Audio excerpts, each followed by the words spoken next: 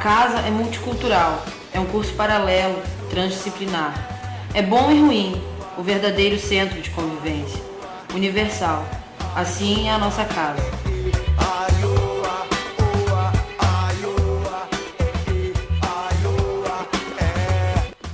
A história da Casa do Estudante da Universidade Federal de Pelotas começa em 1974, quando os estudantes que já participavam do programa de moradia estudantil, ao chegar das férias, não tinham mais suas casas alugadas pela universidade. Então, mesmo em plena ditadura militar, tiveram que ocupar o terceiro, quarto e quinto andar do prédio 1290 da Rua Andrade Neves, que se encontrava vazio. A partir desse fato, houve uma mobilização pela legalização da moradia estudantil, e o prédio foi, e continua, 30 anos depois, alugado. Explode na cabeça e eu me rendo a um milagroso dia.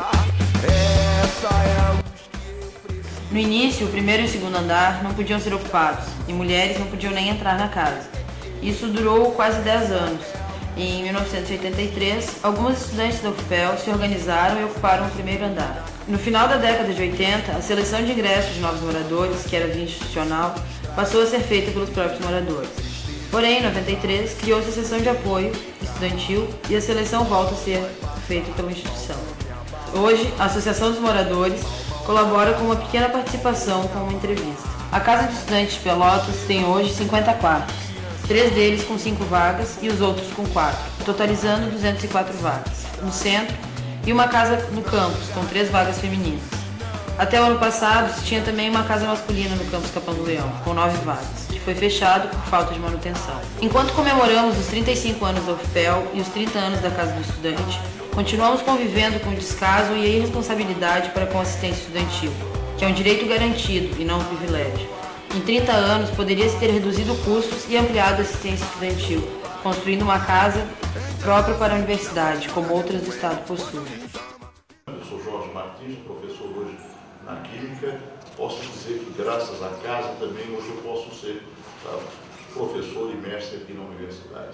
Essa casa não foi dádiva da administração, foi uma conquista dos alunos da universidade.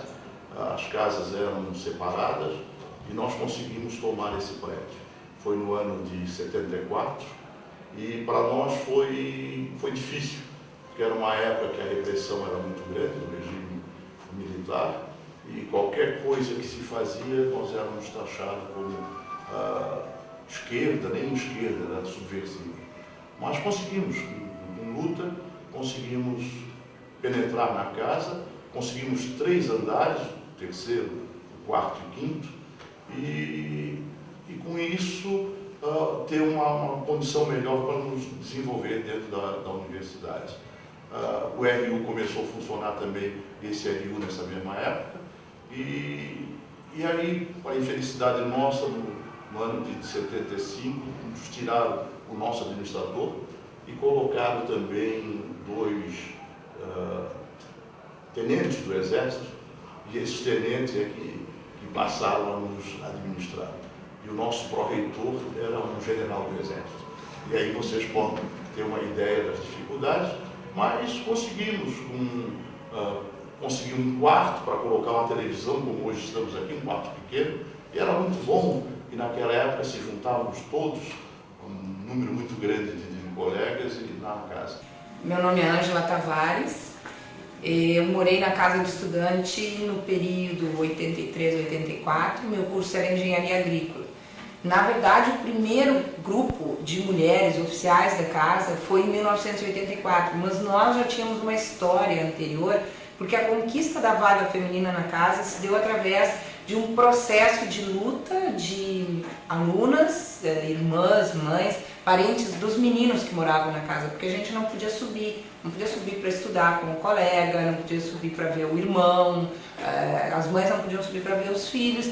Então, num determinado momento, houve uma mobilização, uma invasão, onde as mulheres entraram, subiram, passearam pelos corredores, conheceram o que seria aquela tão famosa e misteriosa casa cercada por aquela aura de mistérios, e a partir dali, com as visitas, com as salas de estudo, algumas pessoas começaram a morar clandestinamente. Eu lembro que o primeiro quarto onde houve, que eu lembro que houve um grupo de mulheres, foi o 311, que era um quarto assim muito horrível, que a gente chamava de mofinho, onde nós tínhamos 4 amigos da agronomia e nós começamos a morar com eles, clandestinamente, porque não era oficial, mas todo mundo sabia que nós ficávamos ali, as nossas roupas estendidas na janela, se ligavam e perguntavam, a fulana tá aí, a fulana ia, com certeza e atendia.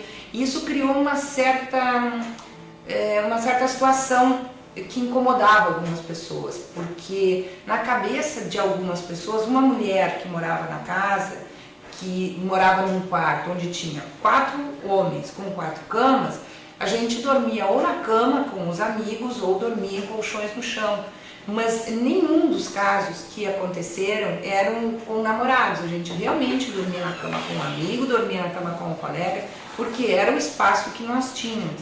A partir daquele momento ali, começou então uma interação maior entre o grupo de homens da casa e as pessoas que começaram a frequentar. Acredito que tenha culminado esse processo de aceitação das mulheres na casa com uma grande greve que houve em 1983, já naquela época, contra o transporte pago na roleta, contra a refeição no RU, que era pago, queriam colocar uma roleta, então eles colocavam roleta, a gente descia lá, tirava a roleta, fazia grandes manifestações.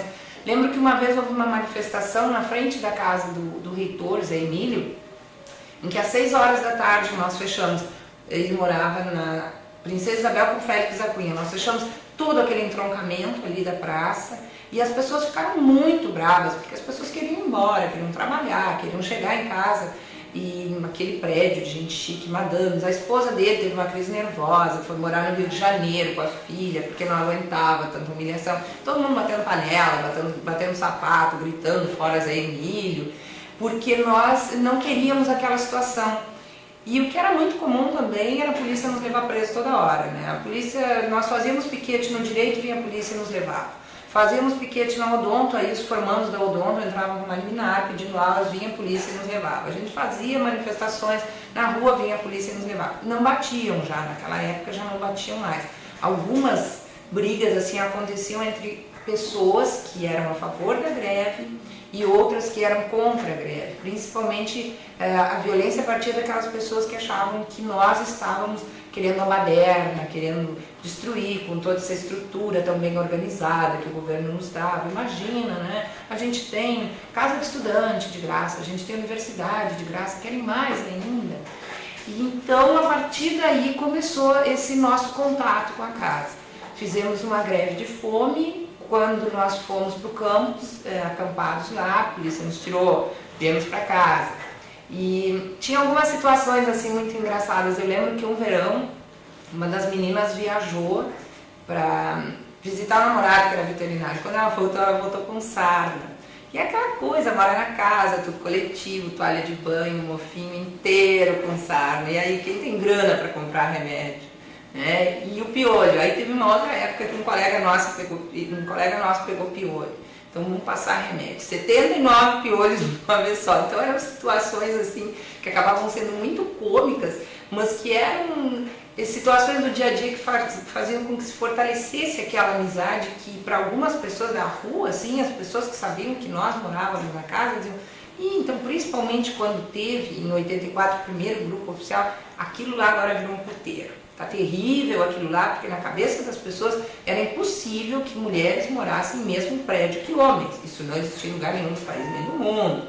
As mulheres moravam sempre em algum prédio, os homens sempre em outro, porque o que as pessoas diziam. Mas eu acho que o foco central era que aquele movimento estudantil, ele acontecia muito forte a partir da Casa do Estudante. A Casa do Estudante gerou muitas pessoas que até hoje estão na política, pessoas que se projetaram na cidade, no estado e no país, através dessas lutas.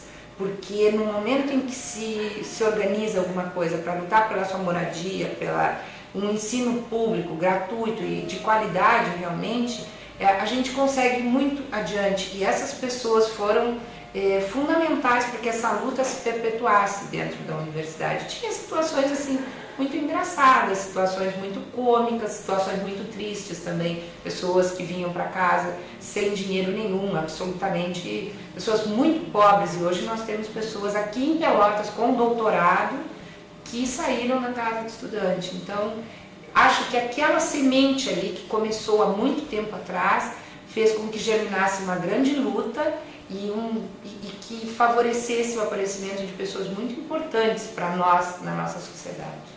Meu nome é Eliane Nunes e eu morei na casa do estudante no período de 89 a 93.